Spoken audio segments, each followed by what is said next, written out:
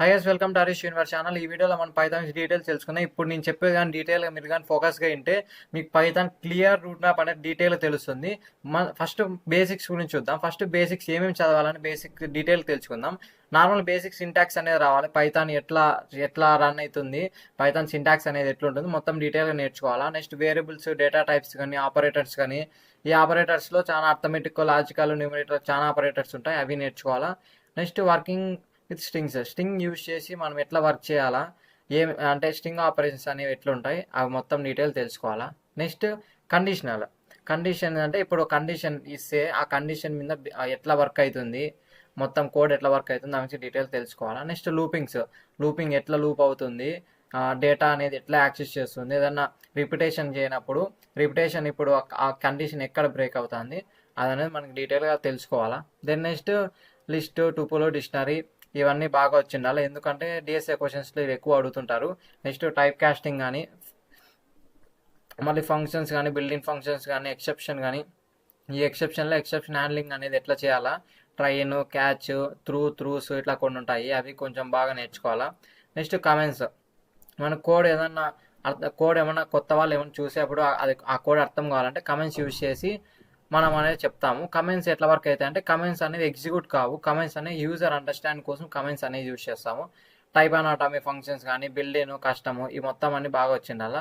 Then next ఈ మొత్తం overall basic చూసాం కదా, ఈ బేసిక్స్ అంతా మనకు బాగా అర్థమైతే నెక్స్ట్ ఈ అడ్వాన్స్ లెవెల్ అనేది కొంచెం ఈజీ అయిపోతుంది. డేటా స్ట్రక్చర్ కానీ, ఆల్గరిథం, డేటా స్ట్రక్చర్ అంటే డేటా ఇన్ ఏ స్ట్రక్చరల్ ఫార్మేట్లో ఎట్లా పెట్టాలా ఏమి అనేసి డీటెయిల్గా ఫస్ట్ ఈ బేసిక్స్ అయిపోతే ఇవన్నీ డీటెయిల్గా అర్థమవుతుంది. ఈ బేసిక్స్ రాలేదనుకో ఇవి నేర్చుకోవాలంటే చాలా కష్టం అయిపోతుంది. Next array and link list, ఈ లింక్ లిస్ట్ కానీ క్యూను, stack, heap, binary tree and binary search tree, recursion, sorting algorithm ఇవన్నీ చేయాలంటే ఇవన్నీ కోడ్ అనేది చాలా పెద్దగా ఉంటాయి.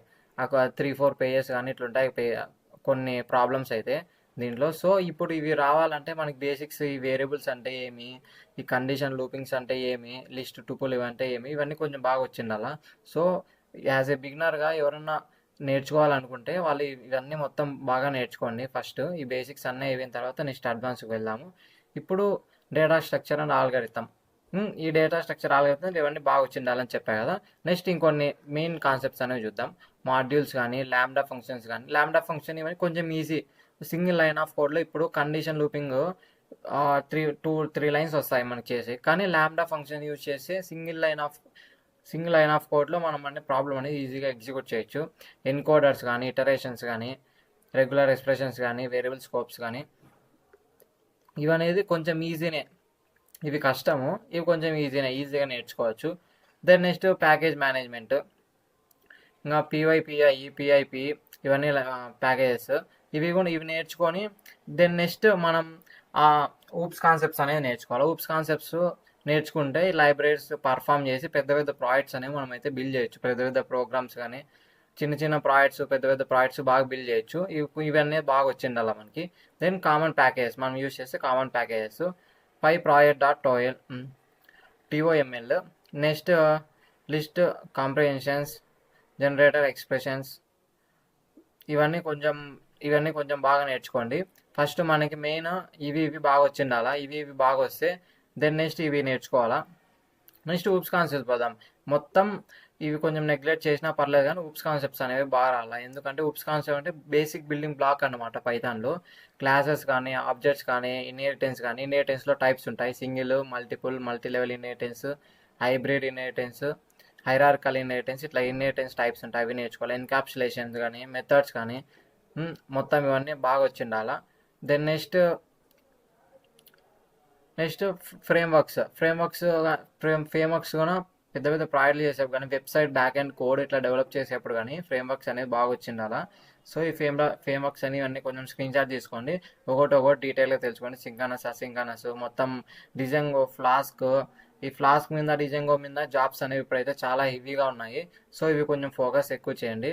దెన్ కన్కరెంట్లీ మల్టీ ప్రాసెసింగ్ కానీ, జిఐఎల్ కానీ, థ్రెడ్డింగ్ కానీ, థ్రెడ్డింగ్ కూడా కొంచెం ఇది కొంచెం ఇంపార్టెంట్, ఇది కొంచెం బాగా నేర్చుకోండి. దెన్ నెక్స్ట్ PIPNU, ఇవి environments and static typing, code formatting ఇవి కొంచెం చూసుకోవాలా.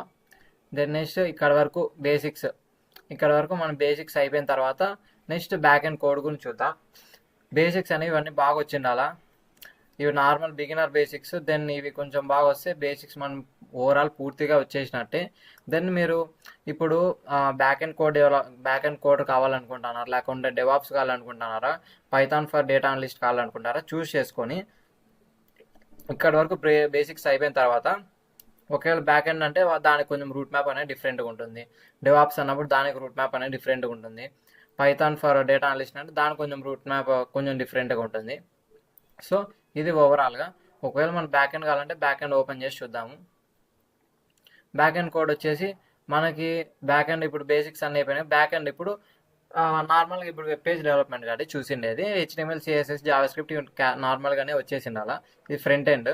ఈ ఫ్రంట్ ఎండ్ కొంచెం ఈజీనే, బ్యాక్ ఎండ్ చాలా కష్టం చేసేది. సో ఇప్పుడు బ్యాక్ ఎండ్ గురించి చూద్దాం. ఇప్పుడు బ్యాక్ ఎండ్ గురించి చూడాలంటే ఫస్ట్ బ్యాక్ ఎండ్లో Python, Java, PHP, Rust, C ఈ లాంగ్వేజ్ యూజ్ చేసి మనం బ్యాక్ ఎండ్ కోడ్ రాసాం. ఏదైనా ఒక లాంగ్వేజ్ తీసుకుంటున్నాము. ఇప్పుడు మనం పైథాన్ గురించి చూసాం కాబట్టి పైథాన్ లాంగ్వేజ్ అనేది చూద్దాం. Pick a back end language. So మనం బ్యాక్ ఎండ్ లాంగ్వేజ్ మీద ఎక్కువ ఏదైనా పైథాన్ కాబట్టి పైథాన్ క్లిక్ ఇచ్చి పైథాన్ మీద డీటెయిల్స్ చూస్తాం. దెన్ నెక్స్ట్ ఈ పక్క ఇంట్రడక్షన్, HTTP అంటే హైపర్ టెక్స్ట్ ఇట్లా ఉంటాయి కదా. మొత్తం డొమైన్ నేమ్, ఆ డొమైన్ నేమ్, హోస్టింగ్ అంటే ఏమి మొత్తం అంట నేర్చుకోవాలా. దెన్ నెక్స్ట్ గిట్హబ్, మనకి ఈ మొత్తం వెబ్సైట్ చేసిన తర్వాత దాన్ని డిప్లాయ్ చేయాలంటే మనకి గిట్హబ్ అనేది అకౌంట్ ఉండాలి. గిట్హబ్ అకౌంట్ క్రియేట్ చేసి దాంట్లో రిపాజిటరీ చేస్తాము. సో ఇది ఓవరాల్గా ఈ మొత్తం ఓవరాల్ మనం కానీ నేర్చుకుంటే మన ఫుల్లీ ఫంక్షనల్ వెబ్సైట్ అనేది చేసేసి మనమైతే జాబ్స్ కానీ ఇట్లా ఏమైనా అప్లై చేయొచ్చు. DSA క్వశ్చన్స్ కూడా దీని మీదనే ఎక్కువ వస్తుంటాయి.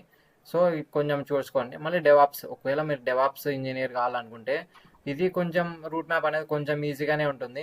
ఎందుకంటే డెవాప్స్ అంటే డెవలప్మెంట్ అండ్ ఆపరేషన్ కాబట్టి మనం డెవలప్మెంట్ సైడ్ పోతే ఒక వేలో ఉంటుంది, ఆపరేషన్స్ సైడ్ పోతే కొంచెం ఒక వేలో ఉంటుంది. ఇంకా అలానే పైథాన్ ప్రోగ్రామింగ్, మనకి ఏదో ఒక పైథాన్ ప్రోగ్రామింగ్ చూస్ చేసుకోవాలా. మనం మ్యాక్సిమం ఇప్పుడు అందరూ పైథానే ఎక్కువ యూజ్ చేస్తున్నారు. పైథాన్ లాంగ్వేజ్ చూస్ చేసుకుంటే నెక్స్ట్ లైనక్స్ కానీ యునెక్స్ కానీ దీంట్లో చూస్ చేసుకోవాలా. చేసుకున్న తర్వాత మనకి ఇక్కడ టర్మినల్ నాలెడ్జ్ ఉంటుంది. ఇవి కొంచెం వచ్చిండాలా మనకి.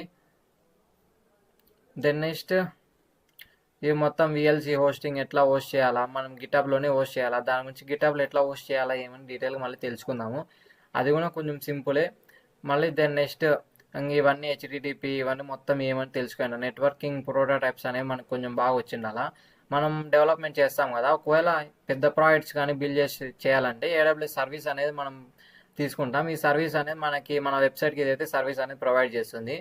దెన్ సర్వర్లెస్, ఒకవేళ సర్వర్ వద్దు అనుకుంటే ఇప్పుడు నార్మల్ చిన్న ఇప్పుడు హ్యాకథాన్స్ కానీ ఇట్లా వెళ్ళినప్పుడు మనం చూడాలనుకుంటే నెక్స్ట్ వర్సెల్, నెట్లిఫై, క్లౌడ్ఫ్లేర్, AWS లాంబ్డా ఇవన్నీ ప్లాట్ఫామ్స్. దీంట్లో మన ప్రాజెక్ట్స్ అనేవి హోస్ట్ చేసి ఇది అనేది లింక్ అనేది జనరేట్ చేసి ఇస్తుంది మనకి. ఇది కొంచెం చూసుకోండి.